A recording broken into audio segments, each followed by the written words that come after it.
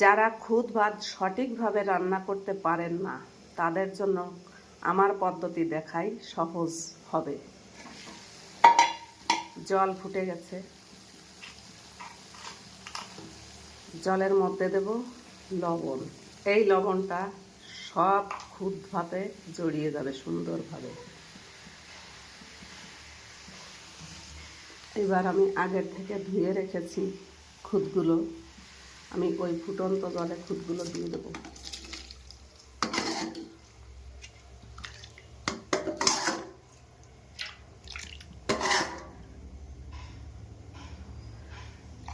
এই সময় আঁচটা বাড়িয়ে রাখতে হবে। যখন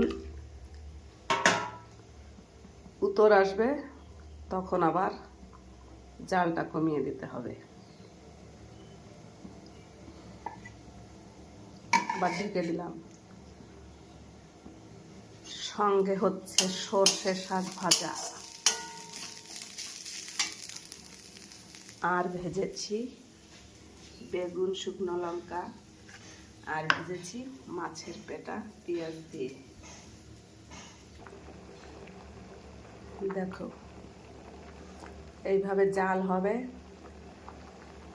হাঁড়ির ঢাকনাটা খুলে রাখতে হবে, তাহলে খুদটা খেতে বেশি স্বাদ হবে।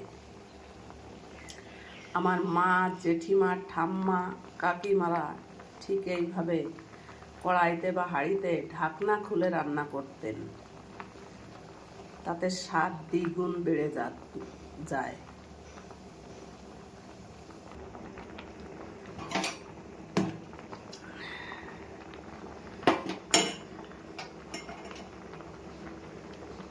একটুখানি শক্ত আছে, একটুখানি শক্ত থাকতে থাকতে আমরা মাড়টা কেড়ে নেব। মাড় কেড়ে নিয়ে তারপরে যখন উনুনের উপর দেব তখন খুদটা সুন্দর হবে। একটুখানি উনুনে তখন রাখতে হবে, নিচটা যত সময় না একটু শক্ত হয়, চিড়মিড়ি না করে। দেখো আমার মাড় কাটা হয়ে গেছে।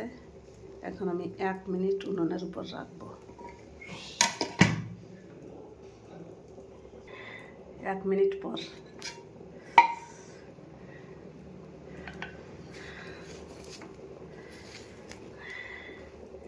এটা আমি একটা কাঠ দিয়ে বানিয়ে নিয়েছি।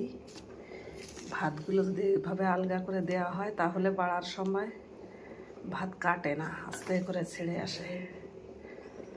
যে কোনো ভাত হোক বা খুদ ভাত হোক, যেটাই হোক, আমি যার জন্য এটা বানিয়ে নিয়েছি। এই দেখো, এই দেখো সুন্দর গলে গেছে, আর ভাতও ঝরঝরে। ঠিক এইভাবেই রান্না করবেন, দেখবেন তাহলে সবাই রান্না করতে পারবেন। আমি আগে পারতাম না, এই পদ্ধতি অবলম্বন করে এখন আমার খুদ ভাত খুব সুন্দর হয়। যদি ভালো লাগে লাইক, কমেন্ট, শেয়ার করবেন। নমস্কার, আজকে এখানে শেষ করছি।